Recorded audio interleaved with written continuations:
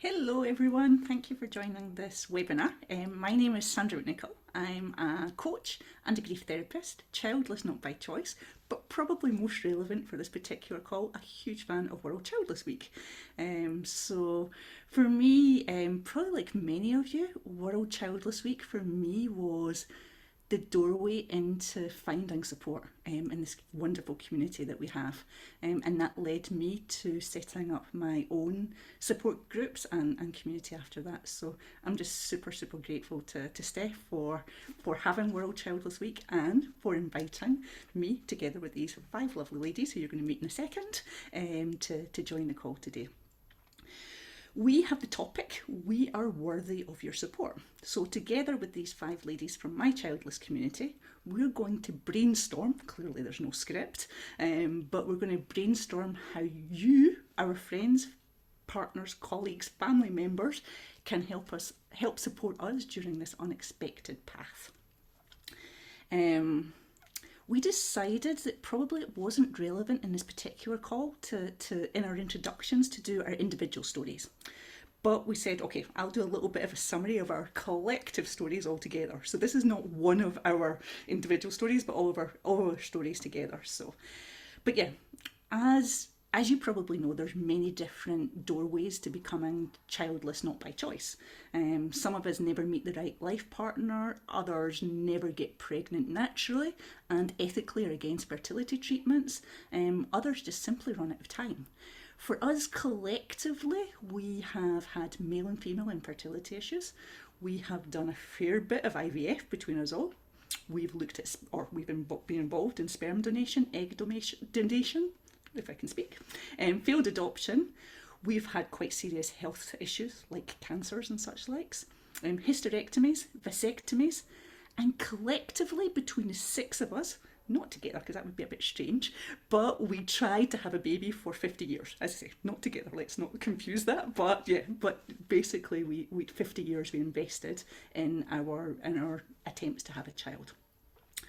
So before I go on any further, I really want to introduce the ladies, or even better, that they introduce themselves, because you've probably heard enough of my voice already for 1 second. So Emily, would you like to kick off and let us know your name, Emily, and where you're from and how long you've been navigating childlessness? Just remember to take yourself off mute.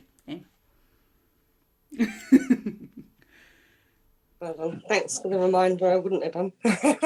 Hiya, I'm Emily, and from the UK, and it was about 6 years of trying various different avenues, as you do, but a long one before that time as well. It was more that was then the circumstance, and then chose to leave that journey 2-3 years ago. It's hard to remember now, but about that kind of time.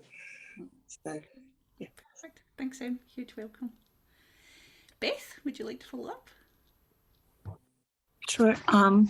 Beth, I am in Richmond, Virginia, in the US, and my partner and I were trying for about 7 years, for as long as we've been together, and it has come to a full stop about 3 months ago with my hysterectomy.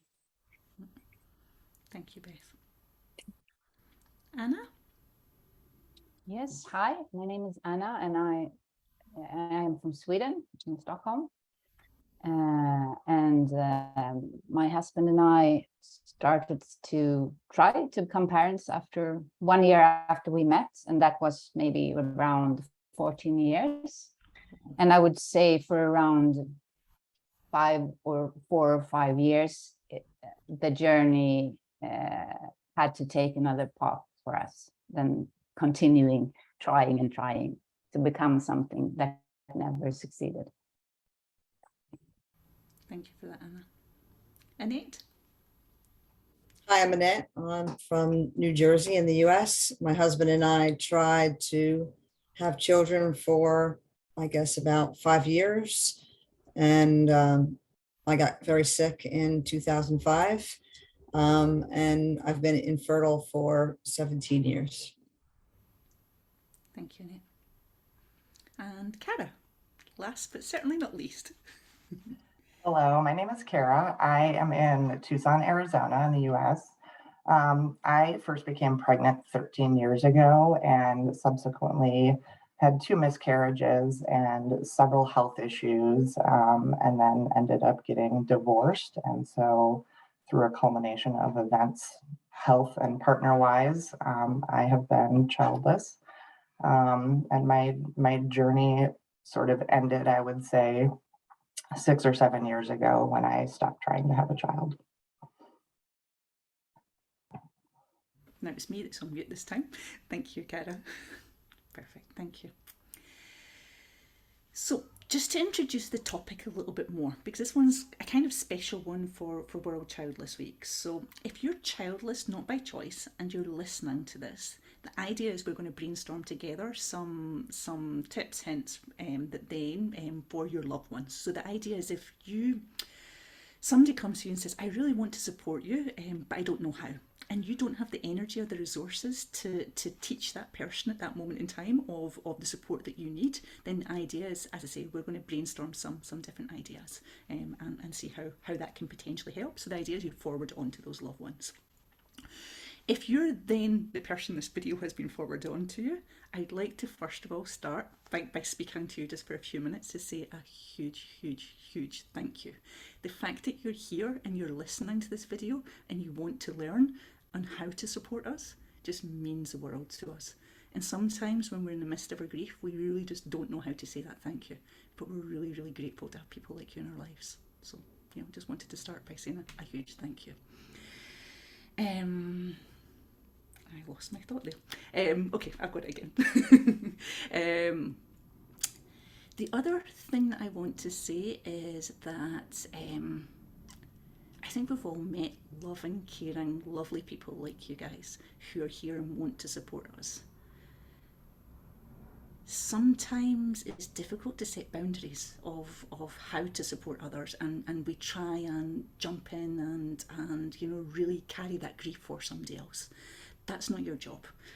So really just make sure you've got your own support structure in place as well, and you're in a good place to be able to support others. There's some really loving, caring people out there that just want to do everything, and this is ours to carry. We really appreciate that you'd like to take that pain away for us, and it's not possible.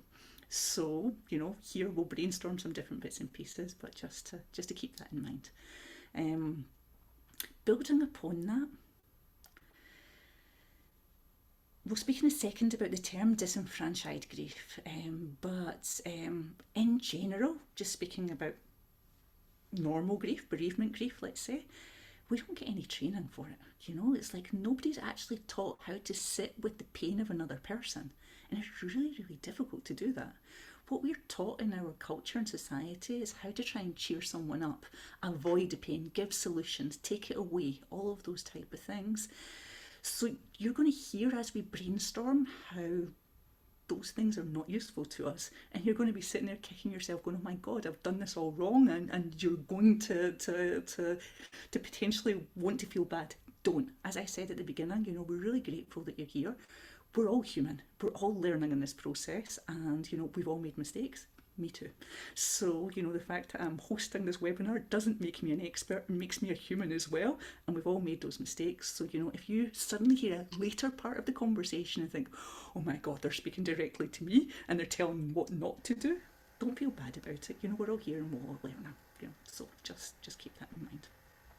And as I sort of touched on just in a second, or at the second when I started, was clearly there is no script for this. You know the person that you want to support much better than we do.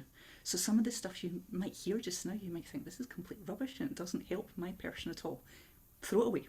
Don't take what's useful out of this and throw away anything that's not.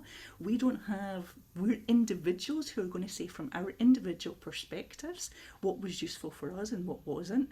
And that may be useful for your person, it may not be. So, take what's relevant and just throw away the rest would be my thing. But yeah, you know your person. There is no script. There is no checklist. I so wish I could give you a checklist. Life would be so much easier with that. But you know, that's clearly not the case.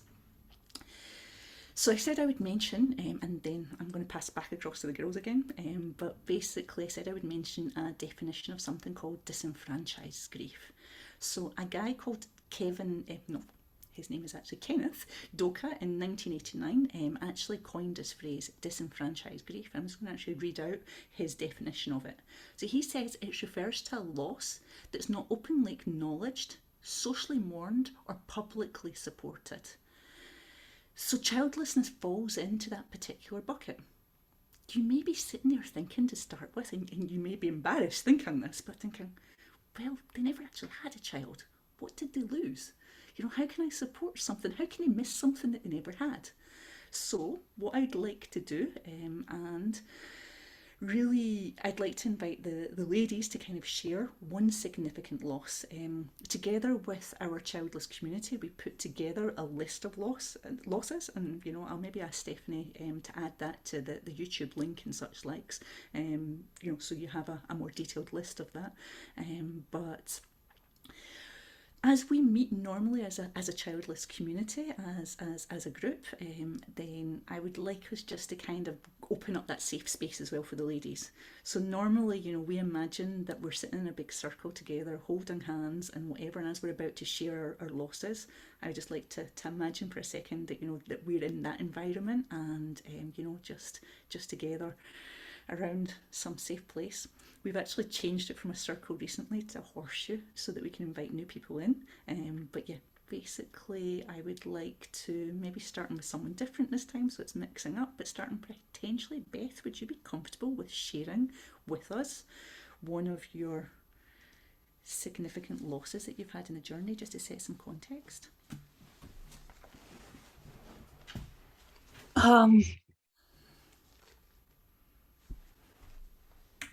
Yeah, it's difficult to know like exactly which one.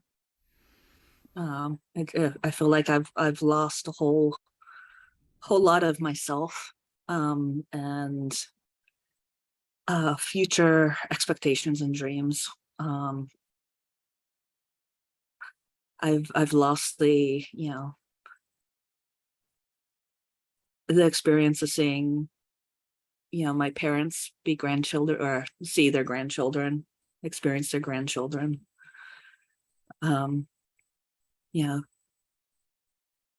having that family that I've always wanted, you know, helping a child, you know, ride their first bike, you know, existentially, certain goals that I had for myself. So yeah, I could go on, but I don't want to start crying right now. So if I could pass the baton to somebody else. Thank you, Beth. I'm going to stop, pass on to someone else as well so that I don't cry as well. But yeah, thank you for sharing. You know, I really appreciated that. Cara, would you like to follow on? Yes. I think one of the biggest things I feel like I lost was my, innocence and sort of ability to just feel that joy, hoping for the future. So I think the hope and things that we had really, in my mind, always wanting to be a parent, assuming I would always be a parent, there was always hope for the future, right? And that was the biggest thing. And I think after, experiencing miscarriages and health issues, it became a loss of innocence. Like, how can life turn so ugly so quickly and feel so awful? And you can't take those horrible experiences back. They really change you for the rest of your life. And of course, I would echo what Beth said, being able to hold my child, having the ability to make my parents grandparents, and my brother's uncles. Those are really, really big losses for me that that are significant, and they stay with you forever. And it's not just the loss of allowing them to be grandparents, it's how your relationship evolves and develops from that as well. No, it's but yeah, Wow. I feel all of that, Cara. Thank you. Annette, would you like to follow on? Annette? Sorry, Sandra. I think for me, the loss was the non-anticipation of how family was going to treat me. So I think the loss was not only for me and my husband, but everyone else that was around me didn't really care. They didn't support me. And I lost a lot of family in the process, which, like, after you come out of being so sick, is not something that you anticipate. And it goes on for forever, it goes on. I think the sense of community that you lose, all the people around me going to birthday parties and kids' soccer games and becoming friends with each other. And I miss that. I miss that sense of community. I miss that sense of being a part of something. So it's been a loss of just not for me, but for my husband and for his family and for everyone around me. I never thought that I would lose so many people in the process. That's super tough, isn't it? Super tough. And you've touched on that piece as well about it being a living loss. It's not just hits you once and then it's done. It's a lifelong living loss. So I really appreciate that. Thank you, sweetheart. Emily.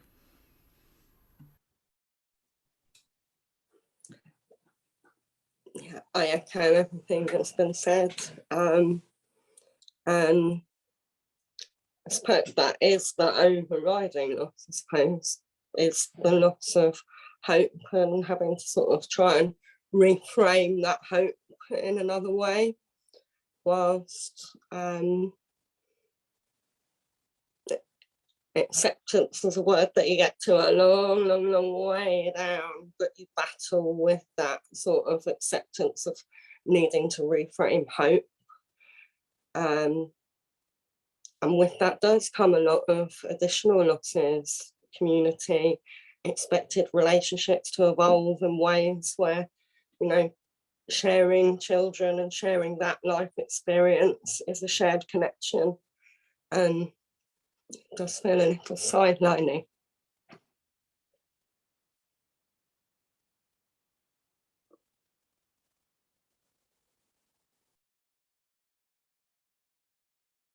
Wait, sorry, I was on mute. I heard all of that, Emily. Thank you so much. Really appreciate it. Anna.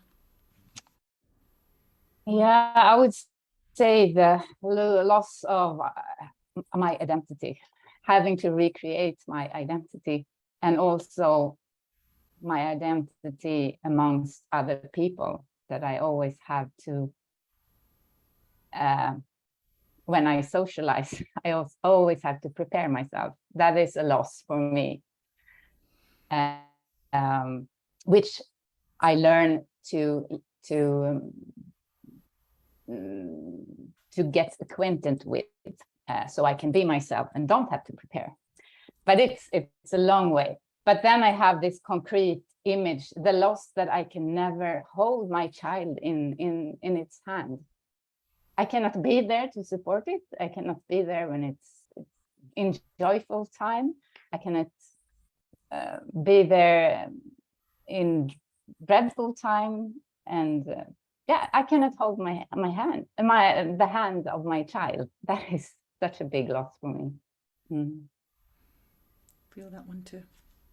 Thank you, Anna. On my side, it's similar to Anna's, but yet it's different in some ways. And as we kind of like all said, to a certain extent, for me, the biggest one was a loss of that identity as well.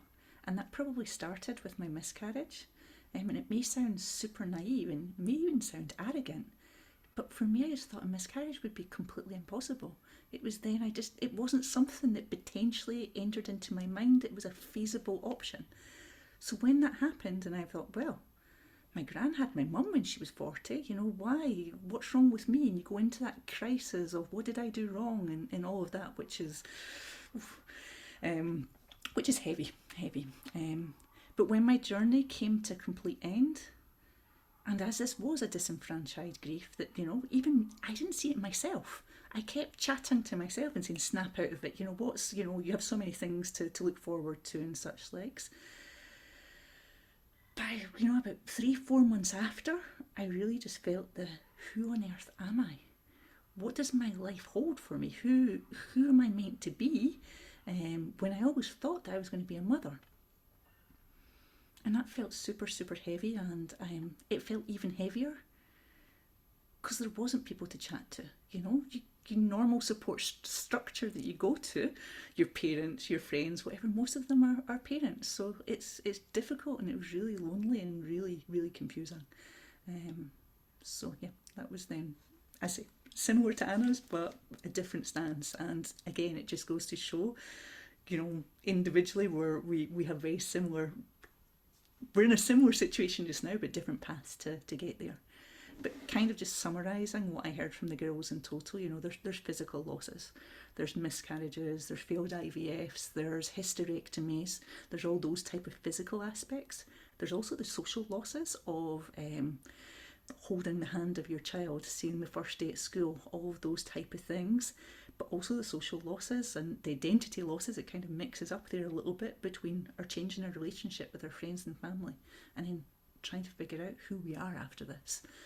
So, I say, I don't want to depress you too much by going into this topic so much more, but if you had a doubt, what did we lose? I hope that we'd give a small introduction into that particular piece just now. So, we might need to shake it out a little bit just to cheer ourselves back up after that. But yeah, because really, our purpose is not to depress you on this particular call, but so that we can come together and give some brainstorming, as we say. So really, what we heard during that as well was, particularly from Annette, was this is a living loss, which changes and develops over time.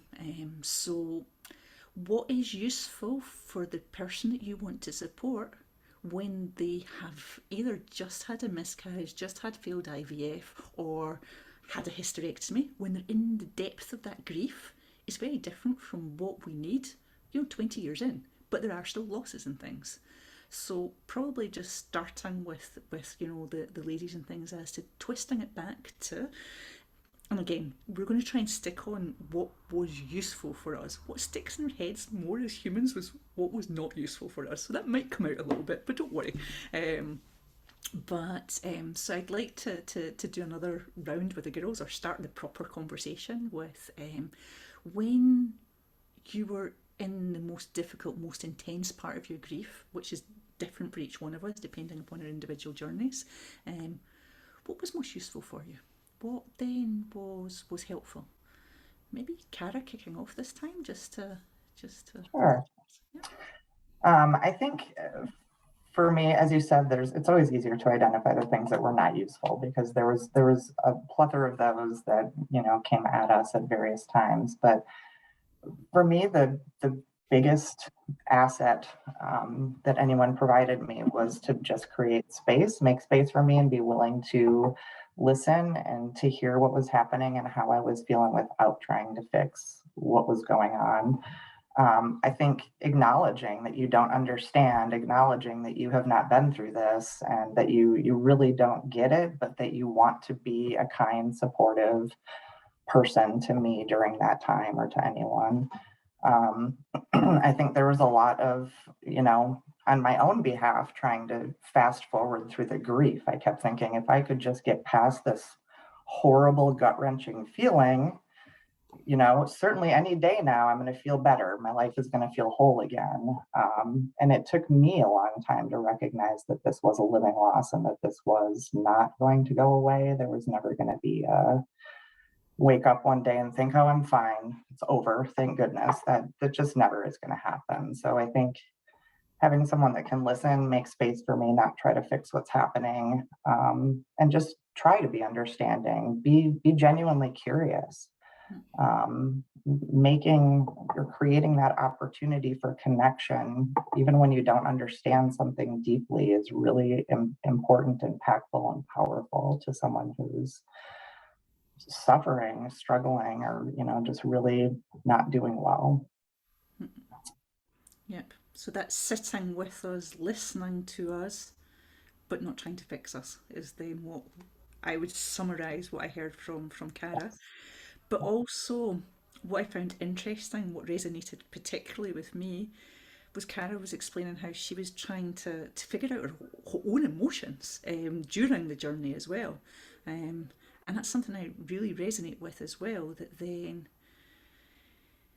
if in the early days you had jumped in and sat with me too early, then I wouldn't have been able to tell you how I was feeling because I didn't want to feel anything. So, I don't know if anybody else resonates with that on the call, but that's certainly, I don't know, you just reminded me of that part, Cara, as well, so thank you.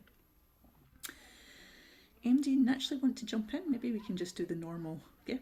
Emily, go ahead.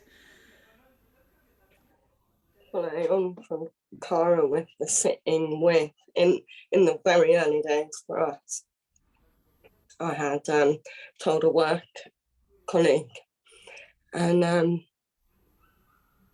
he dealt with it beautifully. He just listened, he heard, I could, his eyes sort of, he welled up and he just said, "I'm so sorry."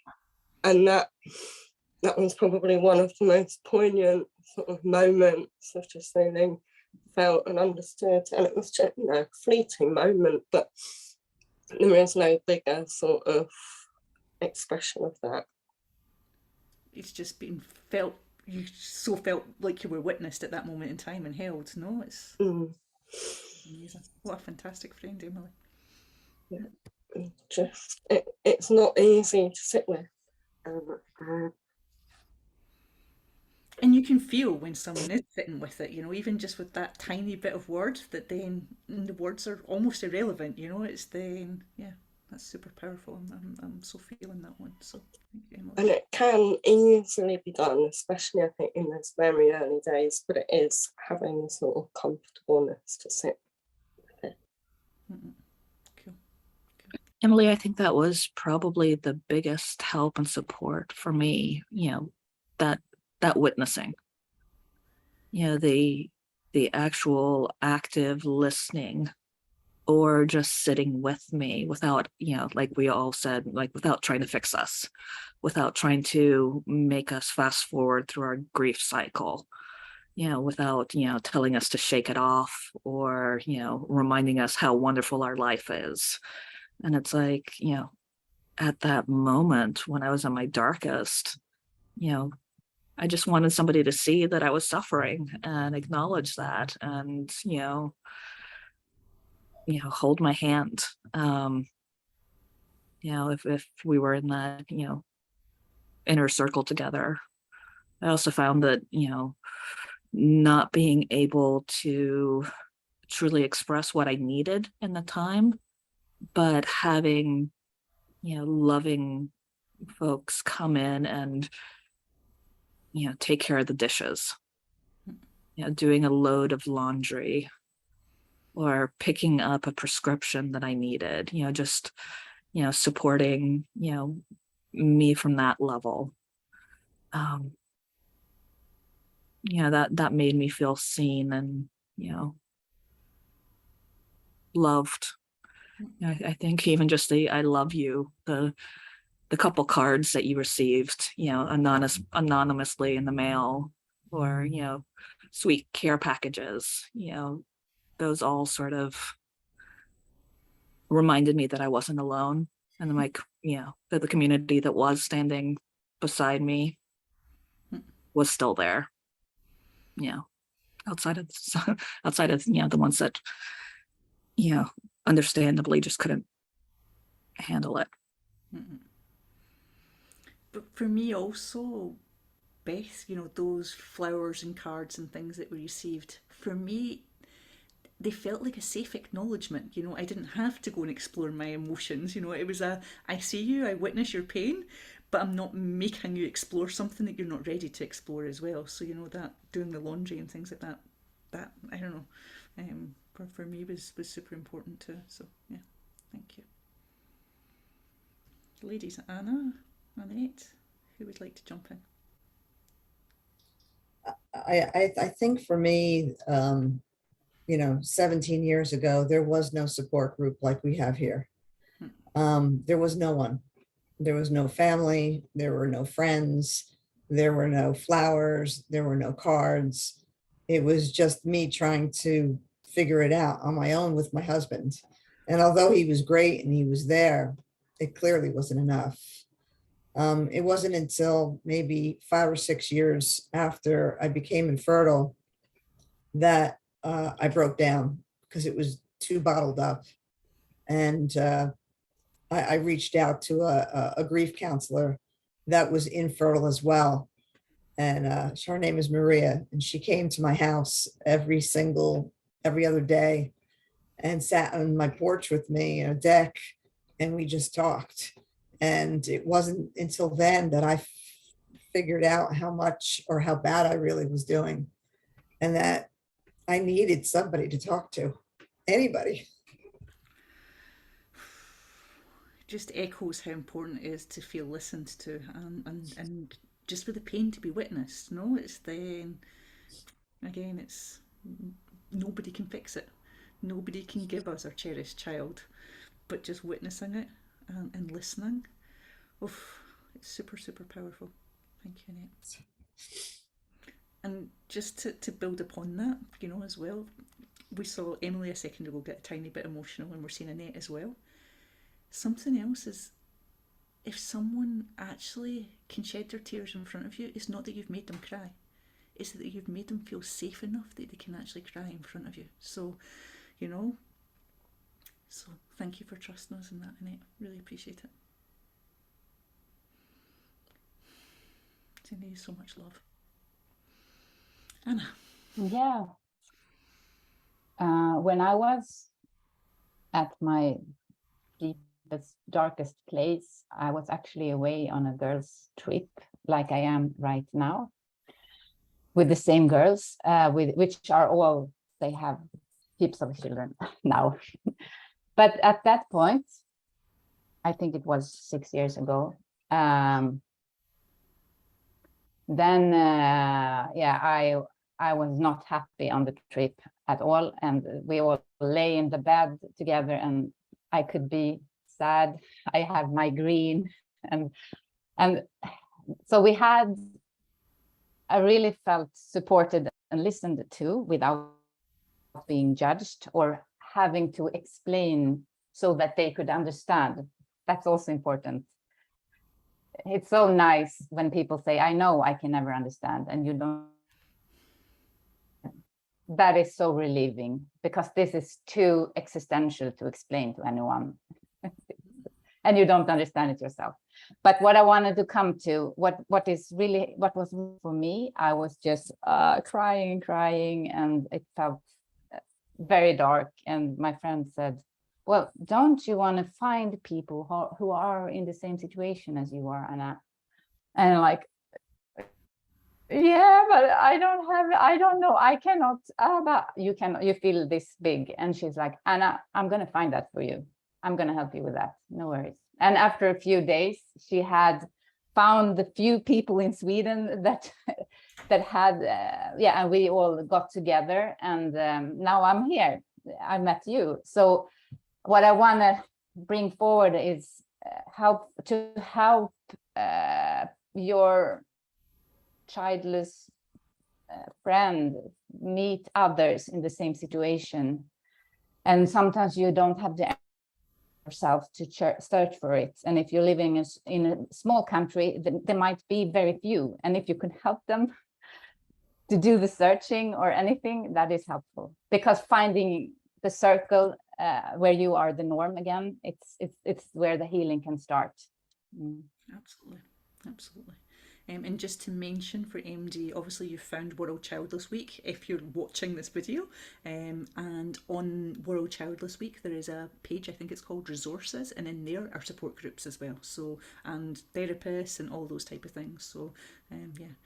But I echo that one as well. That's super important, finding community.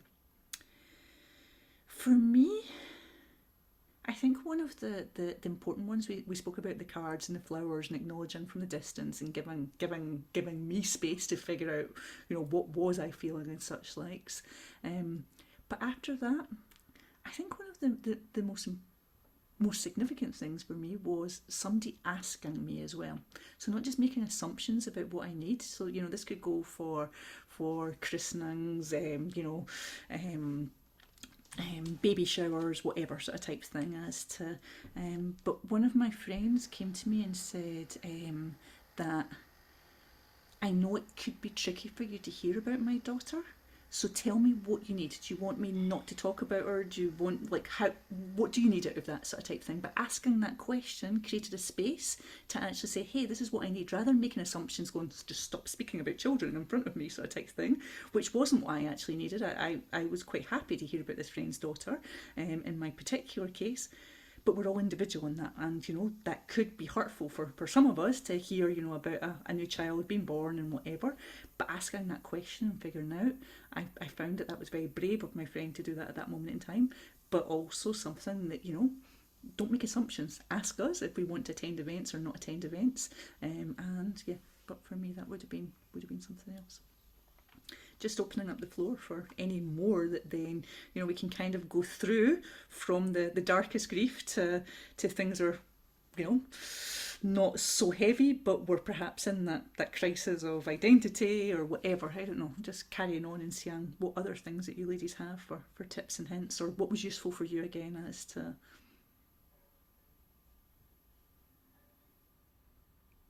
For me, having an understanding of needing to take time out. So maybe as understanding not being able to go to an event at certain points and times, and then when it was a case of I feel I can, being in a situation where if the tears do suddenly start to come, I can get myself out, get away, chat to myself in a mirror and come back, and it not be an understanding a need for time out in situations sometimes.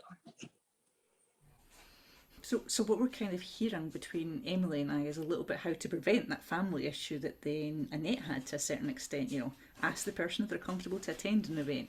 If they are attending the event, give them some space to go off and have a griefy moment if they need to, support them, give them some love and such like. I don't know, Annette, you were obviously more there. What would have been useful for you in that moment when you felt like your family weren't there to support you, Annette? I just think like the kindness of friends would have been a great support for me, but my friends, all I kept on hearing was they didn't know what to say, or they don't know how to help. They don't understand, or some people would say they do understand when they had kids, so they really don't understand.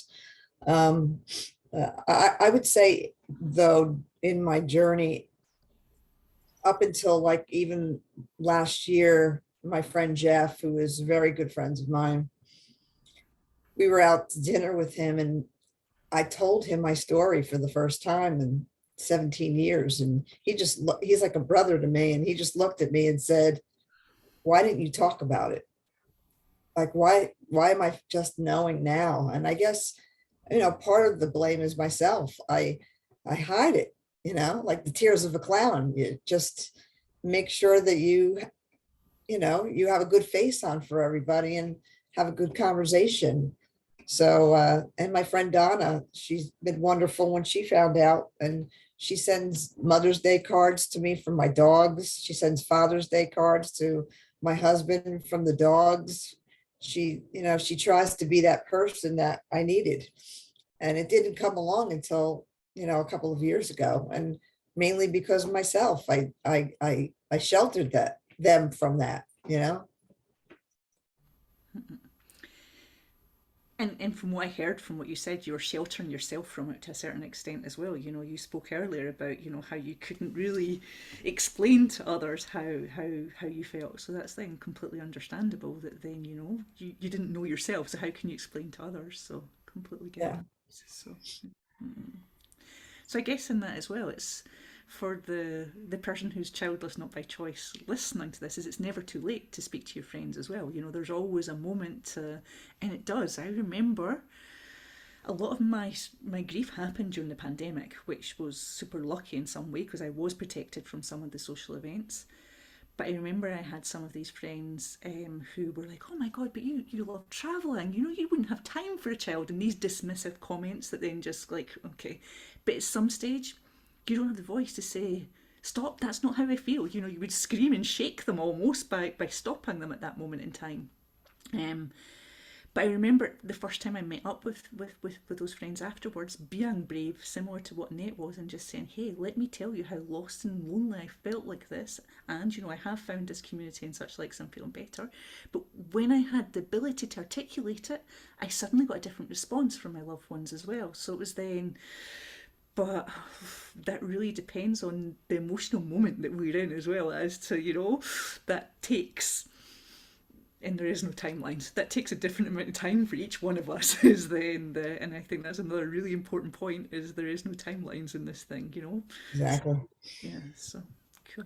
Yeah, and then also, you know, sometimes when you do find your voice and try to express that, the response back you get is not necessarily a positive one. So like I remember, you know, finally standing up to somebody who kept on sharing their griefs about, you know, their children, and just, you know, and probably I shouldn't have said it, but I'm like, at least you have children, you know, like, can, you know, I know that I've always been here to support you, but like, can we turn that around? And like, I just need a little bit of compassion here on my own ground, and having come back with, well, don't go there, and then continuing on with their, you know, their problem, where it's like, you know, again, going back to the witnessing and being a human and being kind and generous and loving, you know, it's, you know, if your friend that's childless, not by choice, you know, is usually the person that you go to for, you know, airing your griefs, you know, maybe hold off a little bit. Just, you know, give us a month, give us 2 months, like give us a year, just give us a break. You know, like there are other support systems you can go to. You don't necessarily need to go to the person that's, you know, in the midst of, you know, grieving, even if you don't understand, you know, I, grief. I agree, Beth. And then you get the comments like, "Do you want my children?" Right. You They're know, not you can have all, one of mine. Yeah. they're not all they're cracked up to be. You know, you think you have it all good. You Yeah. have the life, you know, you could travel or whatever stupidity they throw out at you. It's just ridiculous.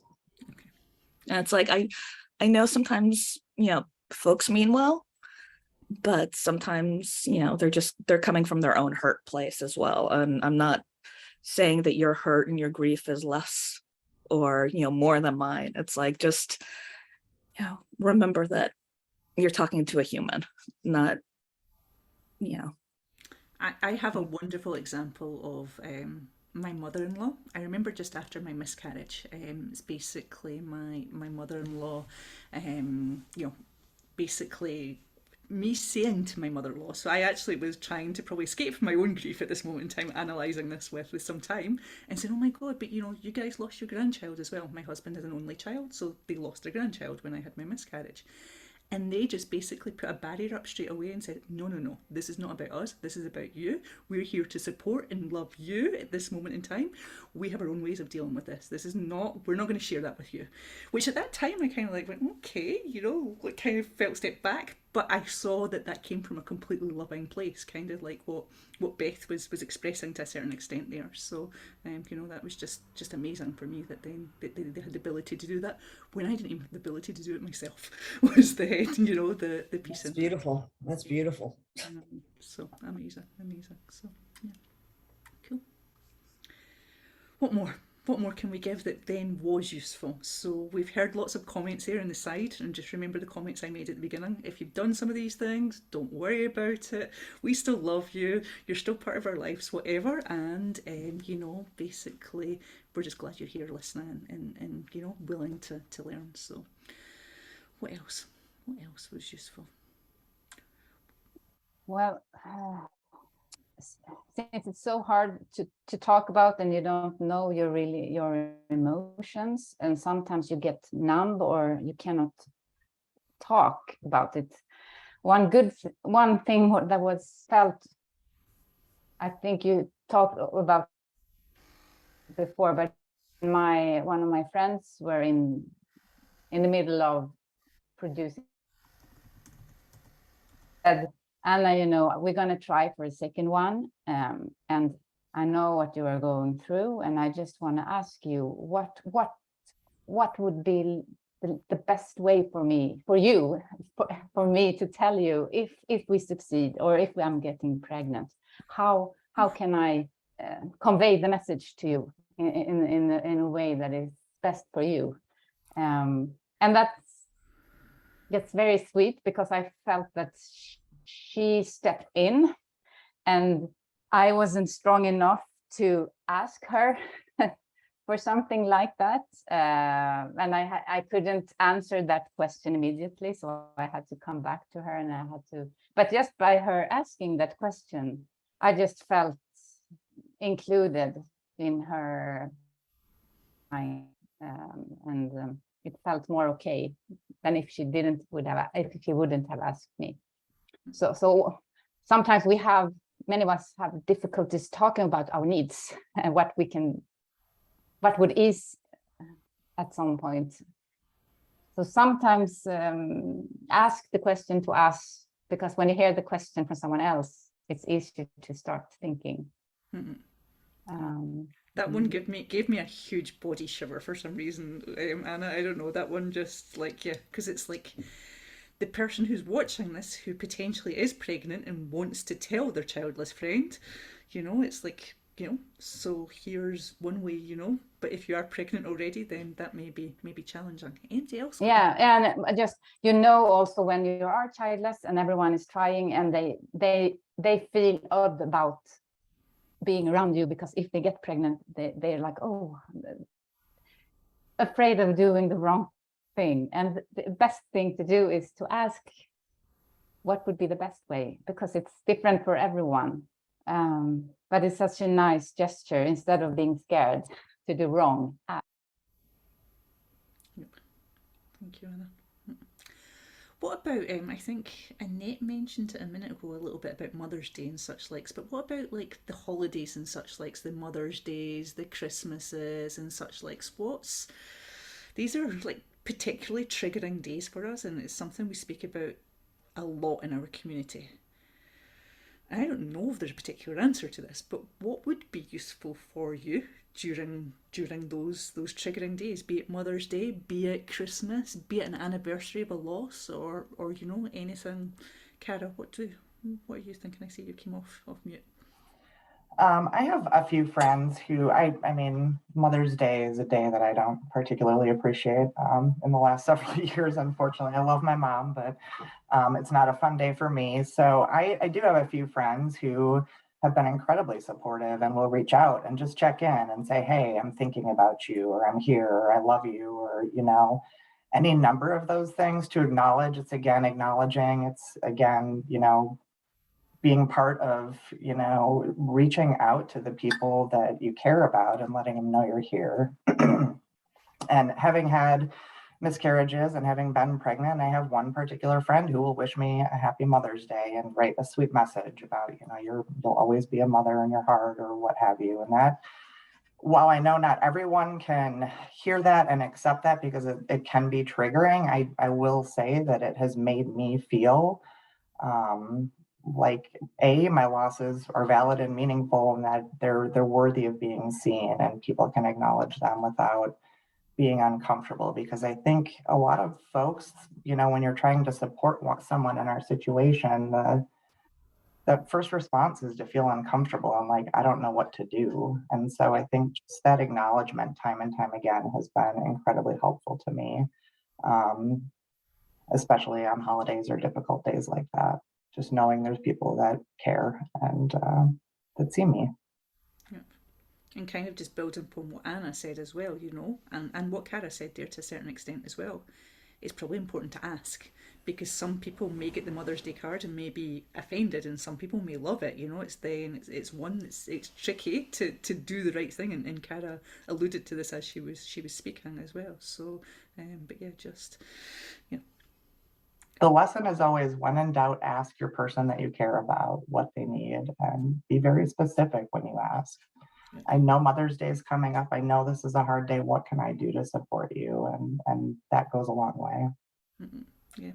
I recently had a friend also ask me about the anniversary of my miscarriage. She was like, I think it's around this time, but I don't know the date. And I was like, you know what? I'm actually just comfortable acknowledging that by myself. I don't need anybody else to do something big or send me messages or whatever that day. It's a private day for me, so I'd rather not share the date. But again, she asked. It was then something that then, you know. But again, you may get 100 different answers to that particular question depending upon your person. Cool. Emily, you're quite up the top there. What? Anything else for us? Yeah, it all kind of, like you say, bundles into sort of all the same, but all not the same, and everything's different and unique, and even understanding that we don't understand, like we're navigating something that we don't know. We don't know where we're going or what we're sort of gonna find to fix it. And I certainly think that finding a group of people who can baseline sort of understand that sort of initial has been amazing. I mean, but even from the point of view of suggesting that, I think it was a GP that had sort of said to me at one point, you know, have you found people like, you know, you need to find people like yourself. And in that immediate, that can easily, in those sort of moments of turmoil, feel like the filter it goes through your head in is, I can't deal with this, go and find somebody else. And that I do appreciate isn't the way in which it was intended, but you're in this space where you're sort of, help. And so even well-intended and great and true advice can land in a really difficult spot, and can maybe take months for someone to reach a point where that sort of finally settles in, and you know, then you start to look, and as Anna was saying, offer to help. You know, maybe it is just sitting next to someone reading through a few different sites and, you know, just being there, and no judgment, no, just hear it, feel it, sit with the discomfort. And it isn't easy. We'd love to fix ourselves, we'd love to magic fix, but we know we can't. In something that you were saying there, so the community piece, I completely echo. Just to touch on that before I go back to my other point was as well, I really never ever thought, I never had any idea that there would be a community to help me with this. I asked, when I even had my miscarriage, and I asked my GP at that moment in time, you know, is there somewhere I can go, and is there some groups or something you can recommend? She said, oh, I don't know anything.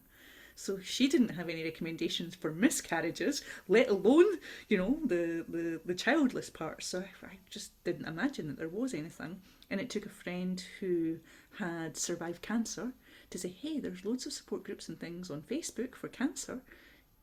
Again, recommending, similar to what Anna and Emily were saying, you know, to have a look around and but the terminology, what are we called? Childless, not by choice. I had no idea of that terminology. Child-free means that you chose not to. Well, I had no idea, and I'm sure that people listening also, you know, are not aware of the different terminology. But yeah, on that particular piece. But the other thing that when you were saying, Emily, there about, you know, just sitting, reading and, you know, being with our discomfort or whatever, it also triggered something into me that then sometimes we do want distracted from it as well. So, you know, sometimes we don't want to actually just sit in this. We want to escape it. So take us to the cinema, take us out for a night dancing, whatever. We want to turn off from this as well. So sometimes it's not just sitting with the heavy stuff. We want to escape, we want to turn off, and we want to avoid it for a bit.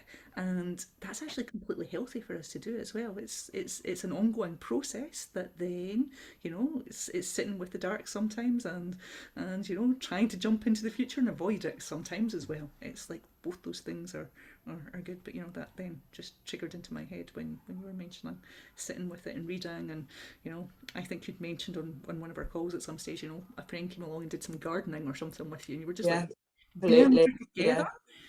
not talking about anything, but just I'm by your side and yeah, let's take the garden. So yeah. Going for a walk in the woods, you know, not even necessarily talking, just walking along next to someone, you know. Ice cream, fancy coffee. I'm all about it. Emily, last year, I mean, the holidays are extremely tough for me, and I have a very hard time getting through all of them.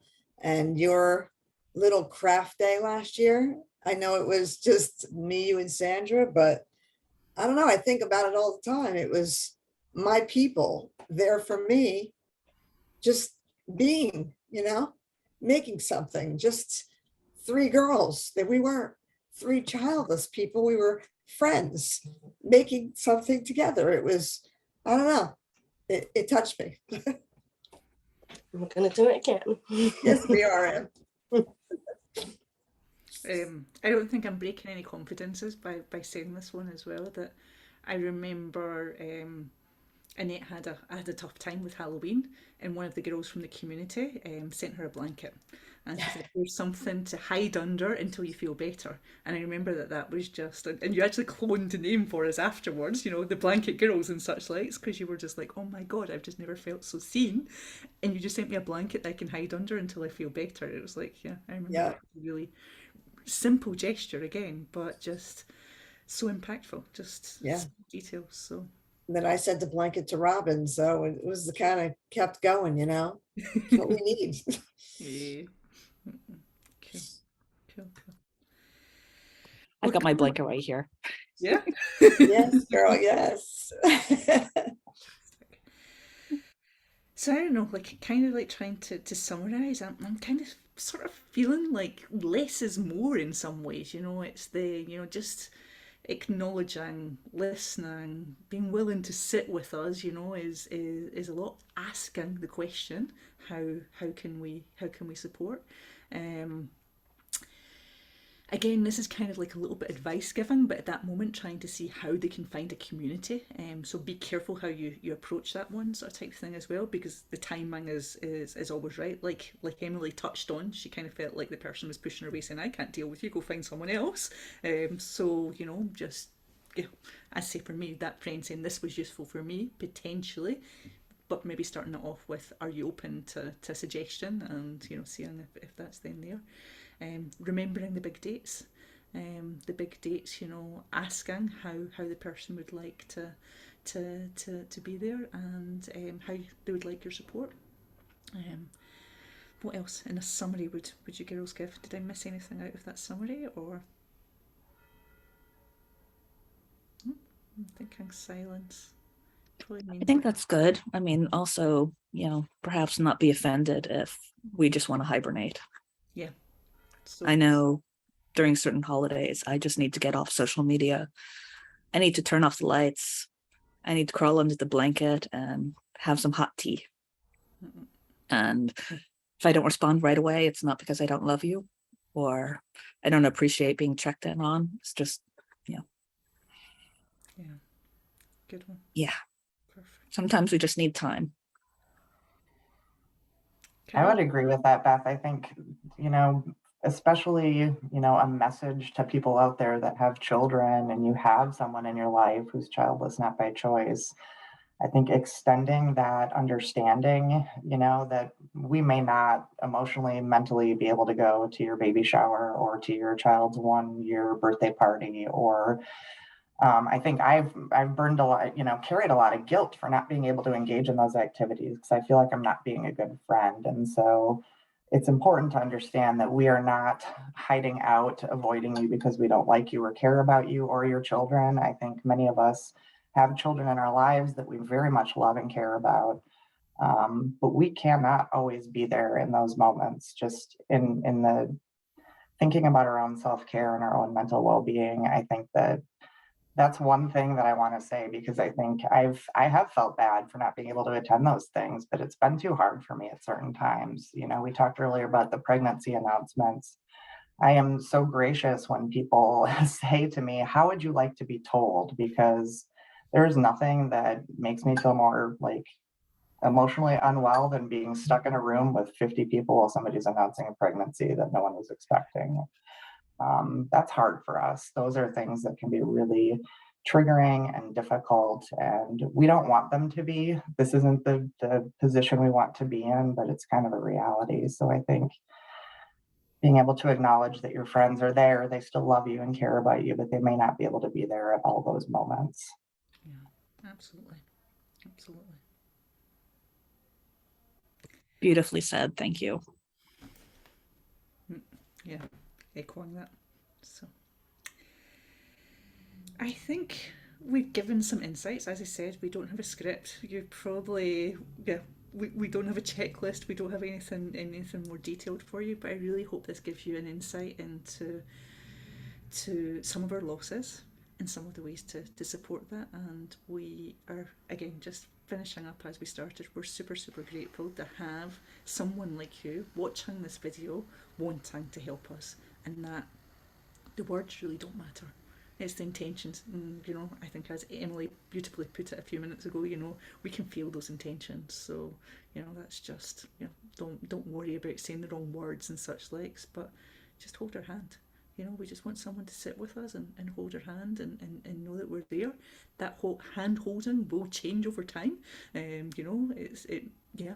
And also, this has no timelines. It's a living loss, as Annette said at the beginning. So whilst we may be fantastic for a year, 2 years, whatever, then something might just come out of the blue again. There's in the community they speak a lot about the when a second lot of grief, or third, fourth, fifth lot of grief, whatever you want to call it, might be a 100th lot of grief, comes along on the grandparent times as well. So it's just, we may be super happy that your child is getting married, but we may just feel a tiny bit sad for ourselves, or these type of things. So it's not something that's static, it's something that changes over time.